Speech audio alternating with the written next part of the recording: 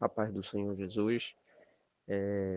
Venho aqui fazer mais um comentário, né, sobre essa lição 7 a respeito da tentação de Jesus, né, no qual ele requer o jejum e 40 dias e 40 noites ele foi tentado pelo diabo.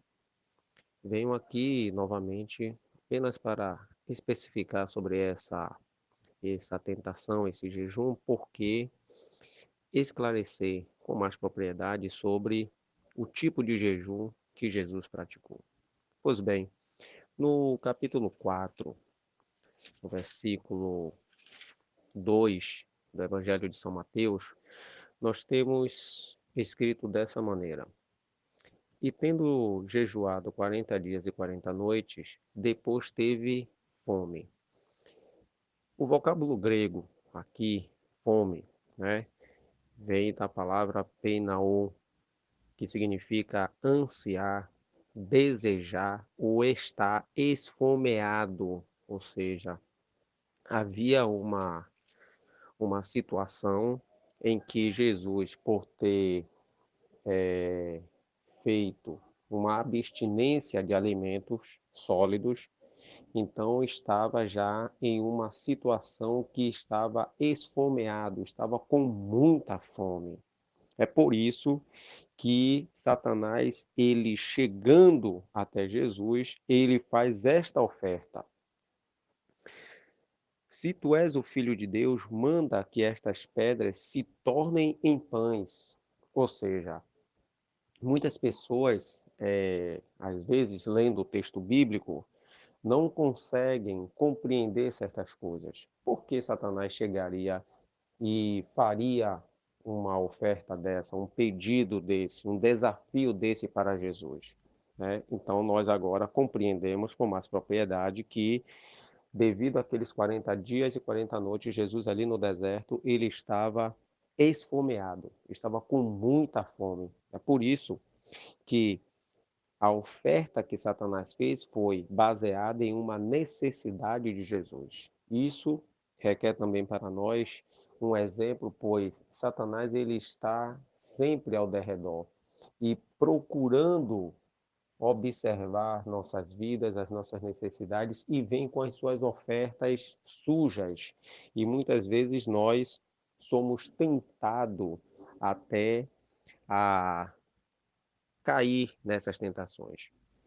O jejum de Jesus, né, alguns dizem que foi de alimento sólido e também de líquido, mas o jejum de Jesus foi apenas de alimento sólido e não de líquido. Por quê? Primeiro, um jejum de 40 dias e 40 noites, né, haveria de abster-se de água por esse período longo, e isso comprometeria a questão da humanidade de Jesus, pois o seu corpo ficaria desidratado. E jejuar por um período longo, sem ter água, requeria um milagre. E Jesus, como representante do homem, ele não poderia empregar nenhum outro meio para vencer a tentação ou vencer o diabo, utilizando-se de seus poderes em benefício próprio, porque ele veio e ele, como nosso representante, ele não poderia utilizar nenhum poder, ele tinha que vencer Satanás como homem, né? Por isso que Jesus, em muitas situações, o texto vai dizer que ele enfrentou muitas situações, ele foi tentado em tudo, mas ele venceu a tentação, mostrando a todos nós que podemos também vencer a Satanás. Alguns jejuns, né, podem ser empregados de uma maneira mais longa, né, de uma maneira mais extensiva, mas tem que se observar alguns fatos. Por exemplo, o jejum de 40 dias e 40 noites, em que Moisés envolveu-se, ali foi Dentro daquele contexto, aquela situação, podemos compreender que Moisés ele estava no monte, ele subiu ao monte e esteve ali na presença de Deus, dentro daquela esfera sobrenatural. Então, devido àquele momento, ele não sentiu fome, não sentiu sede e não houve a necessidade. O seu corpo físico não foi afetado, porque ele estava ali sustentado sobrenaturalmente por Deus, por causa de algo específico. Ele esteve lá e lá no Monte Sinai, Deus então entregou para ele, ditou para ele outras coisas e assim também como os 10 mandamentos. Pois bem,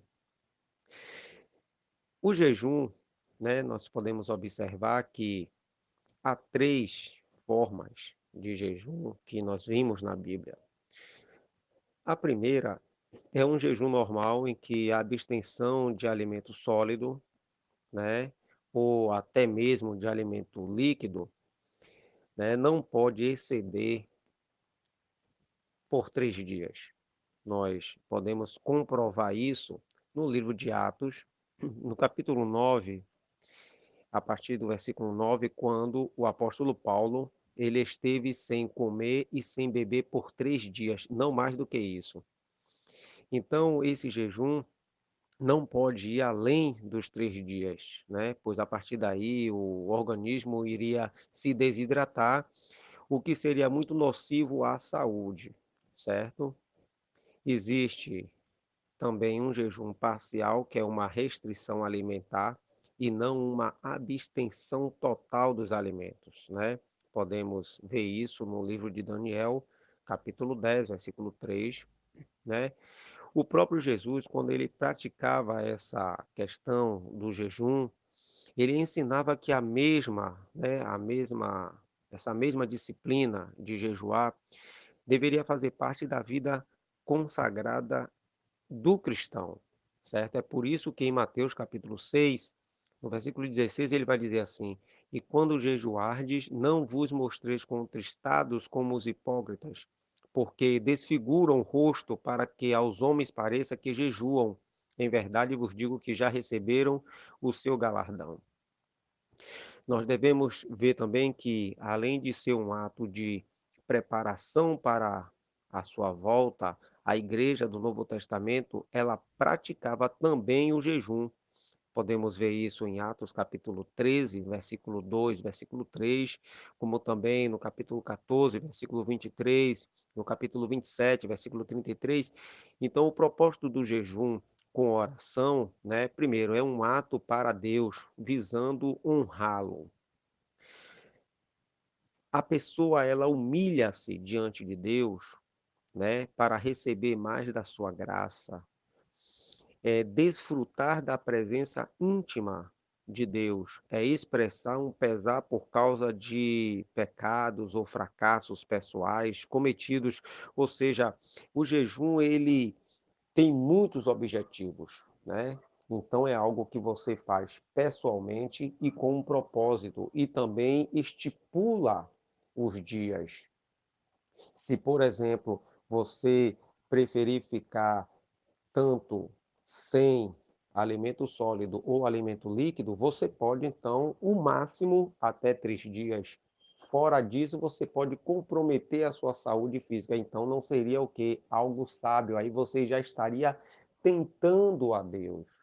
Agora, se você preferir fazer um jejum de muitos dias, além dos 3 dias, você pode então estipular, por exemplo, 10 dias, então você abstém-se de alimento sólido e apenas permanece com água, para não entrar em desidratação, mas isso tudo com sabedoria, um horário específico. Por exemplo, há pessoas que fazem jejum de um período das 4 da manhã até o meio-dia, também é um propósito muito edificante, reservado em um quarto, em um local isolado em que você pode estar na intimidade com Deus. Tudo isso é válido, mas sempre com sabedoria, nunca algo excessivo, porque há aqueles que praticam um jejum sem sabedoria, desnecessariamente e acabam entrando em problemas de saúde e acaba trazendo para si, em vez de benefícios,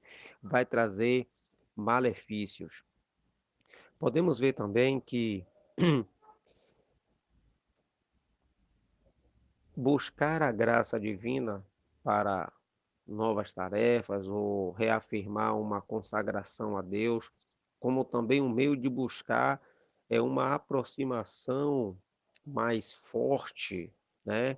E prevalecer em oração contra as forças espirituais do mal que lutam contra as nossas vidas, né? Então, nós devemos, através do jejum e da oração, estarmos fortalecidos, renovados espiritualmente para vencermos as hostes infernais, né? Repare que no capítulo 4 há um detalhe lá no Evangelho de São Lucas, quando acabado aquele período da tentação, observe que o texto diz que o diabo ausentou-se de Jesus por algum tempo. Então, ele não deixou de tentar a Jesus, mas Jesus estava fortalecido por conta do jejum, né? Jesus, naquele momento em que estava jejuando, ele fortaleceu-se cada vez mais, preparando-se para a grandiosa obra na qual ele veio incumbido de realizar e realizou com um propósito e objetivos maravilhosos, que todos nós hoje usufruímos dessa benignidade, essa longanimidade de Deus Pai na pessoa de Jesus, né? Então, o jejum que Jesus realizou foi um jejum que absteve-se apenas de alimento sólido, né? Porque o texto sagrado vai revelar aqui que no capítulo 4 de Mateus, versículo 2. E tendo jejuado 40 dias e 40 noites, depois teve fome, né? No Evangelho de São Lucas, capítulo 4 também, no versículo 2 diz: E 40 dias foi tentado pelo diabo, e naqueles dias não comeu coisa alguma. E terminados eles, teve o que? Fome. Então aqui não está referindo-se à abstinência de água, e sim somente de alimento sólido. Alguns tentam erroneamente, equivocadamente, tentar depreciar, achando que o jejum que Jesus realizou não foi um jejum perfeito, porque não absteve-se de água. Jesus, se ele tivesse feito uma abstinência de água, por esse período de 40 dias e 40 noites, ele teria que ter usado as suas prerrogativas divinas em seu próprio benefício, coisa que ele não poderia realizar, visto que durante o seu ministério ele utilizou-se sim das prerrogativas divinas, mas para ajudar o próximo, ajudar o homem, como ele ressuscitou pessoas, curou pessoas, ele transformou pães, né? Multiplicou os pães, transformou água em vinho, ele fez milagres em benefícios das pessoas. Então, em benefício dos outros, Jesus utilizou-se das suas prerrogativas divinas, mas em benefício próprio, não, porque ele era o nosso representante e ele tinha que vencer todas as coisas como um homem.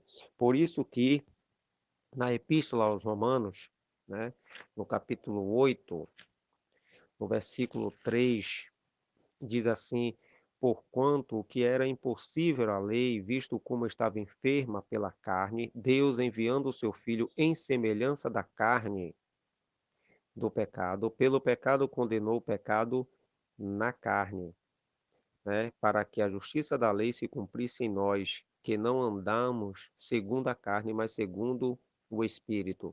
Na Epístola aos Gálatas, capítulo 4, texto bastante conhecido, no versículo 4 diz assim: Mas vindo a plenitude dos tempos, Deus enviou seu Filho, nascido de mulher, nascido sob a lei, para remir os que estavam debaixo da lei, a fim de recebermos a adoção de filhos.